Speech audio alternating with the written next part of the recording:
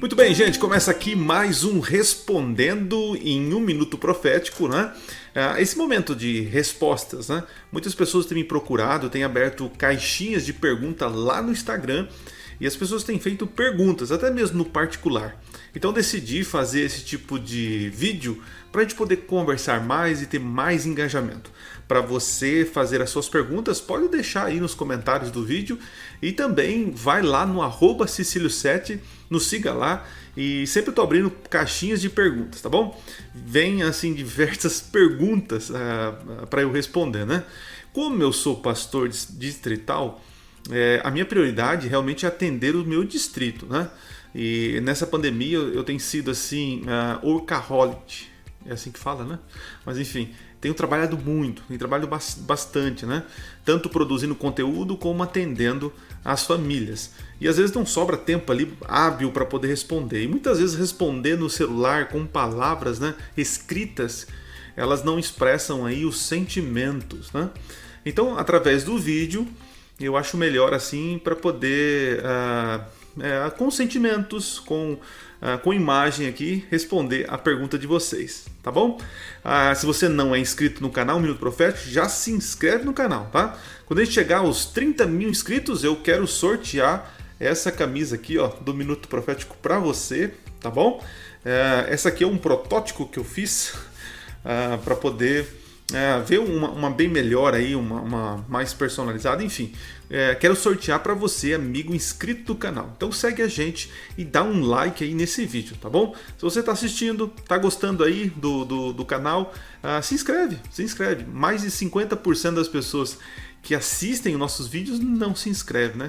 Se inscreve aí no canal, tá bom? Não demora muito não, tá bom? É só clicar aí, ativa as notificações e você com certeza vai receber sempre aí em primeira mão os vídeos, tá certo?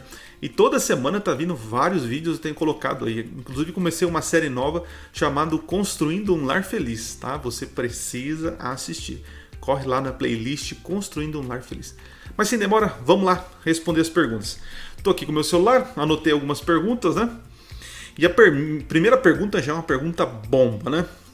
Pastor, Lula ou Bolsonaro? Essa é uma boa pergunta. Vou responder, mas no final do vídeo, tá? Não vou responder agora não. Então, no final do vídeo eu respondo para você. Outra perguntinha aqui que chegou.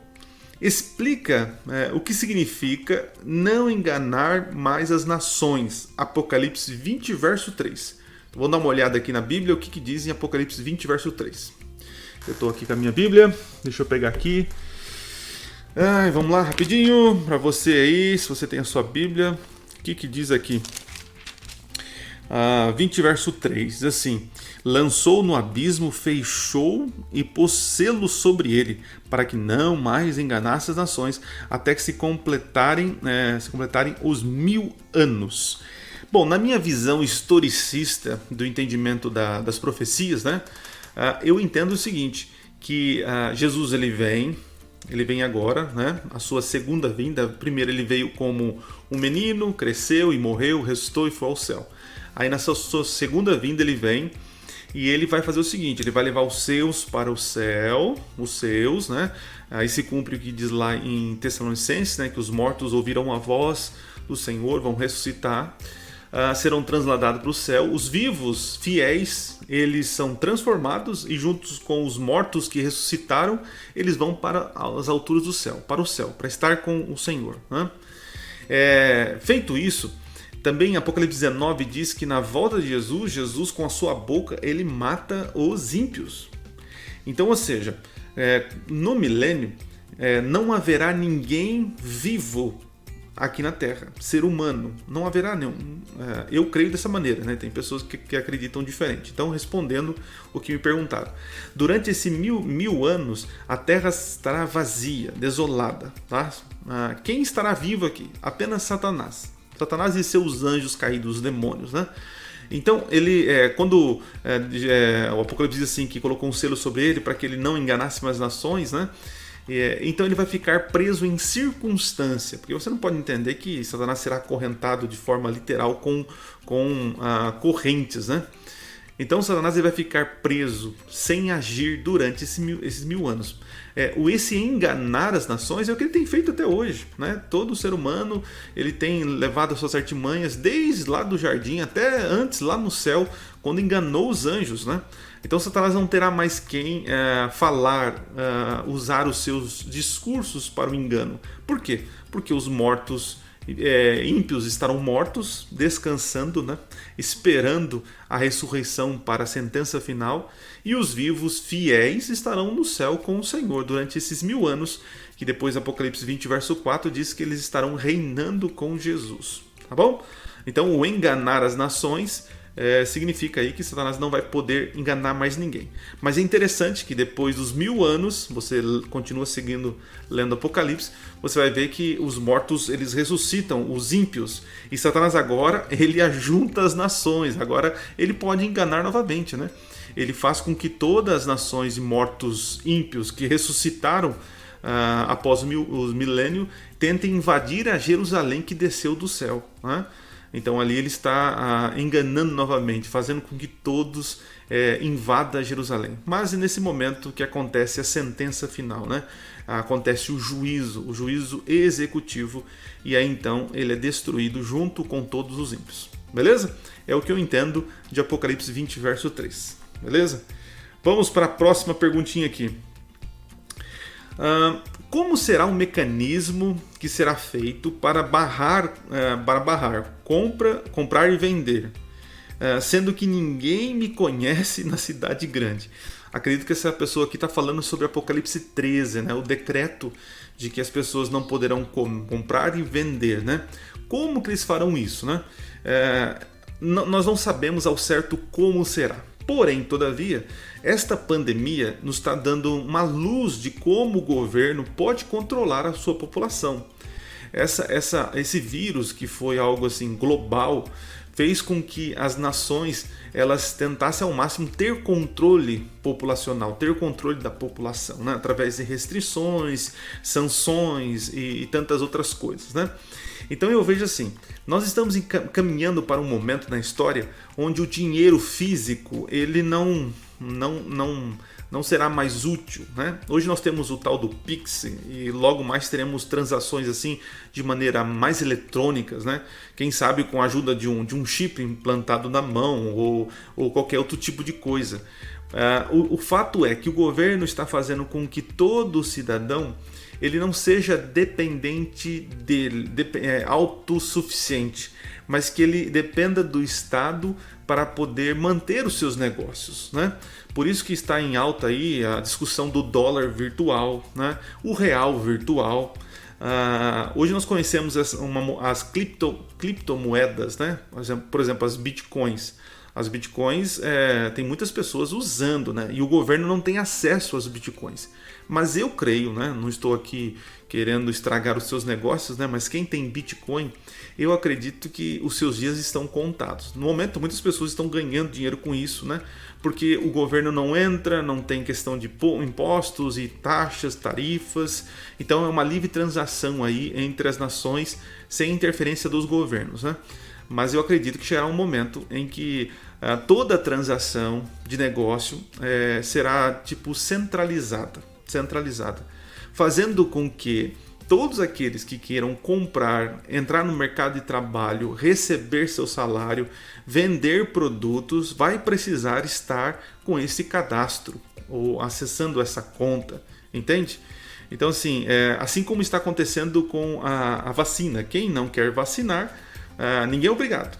Porém, se você não vacina, você perde alguns direitos, né? Você não entra em alguns países, você tem aquele tal do passaporte da vacina, né? Então você percebe que o governo ele usa de artimanhas para restringir você se você não adotar aquilo que ele está propondo, né? Por isso que muitas pessoas acham que a vacina é a marca da besta. Mas não, a vacina não é a marca da besta. Porque você está sendo obrigado a se vacinar por uma questão sanitária, né?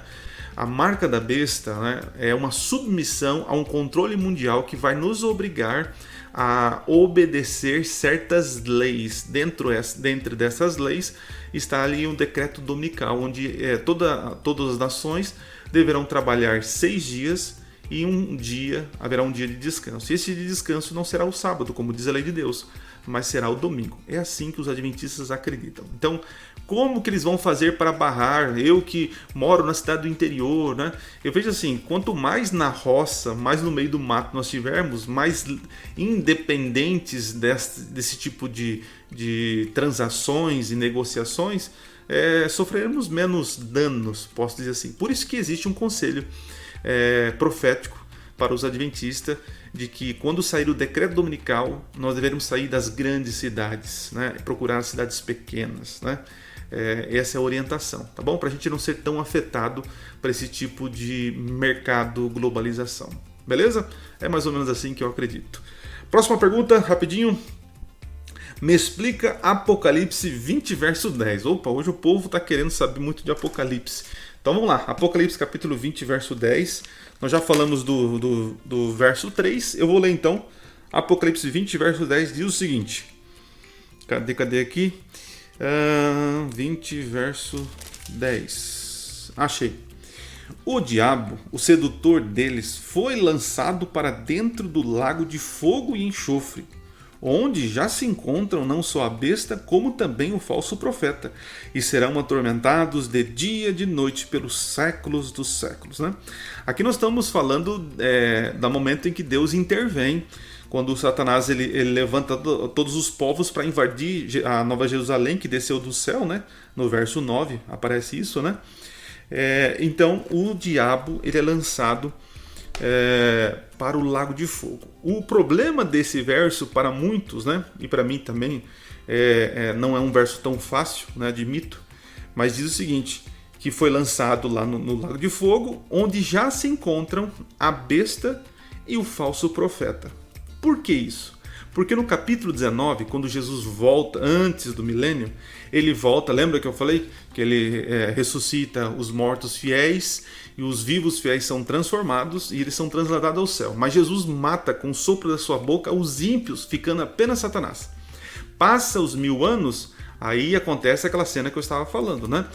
A Nova Jerusalém desce, Satanás agora reúne um povo de zumbis, posso dizer assim, né? Enganando eles para invadir Jerusalém, porque o número desses mortos é superior àqueles que estão na cidade. Então eles pensam, a batalha ganha. Mas é nesse momento que acontece a sentença final. E Satanás então é destruído, jogado no lago de fogo, né? O problema aqui é que diz o seguinte... Porque já se encontram, ou seja, já estão no lago de fogo, a besta e o falso profeta. Mas a gente tem que entender o seguinte, que a besta e o falso profeta não é um ser indivíduo, um homem, uma pessoa, mas são sistemas, são poderes, né? E quando Jesus vem na sua segunda vinda, ele destrói esse sistema. Ele destrói tanto a besta, né, que é o sistema religioso falso, e o falso profeta, que é o sistema civil que se contaminou, político se contaminou com a falsa adoração. Tá? Então, quando Jesus volta, ele já destrói esse sistema, porque não sobra mais nada, entende?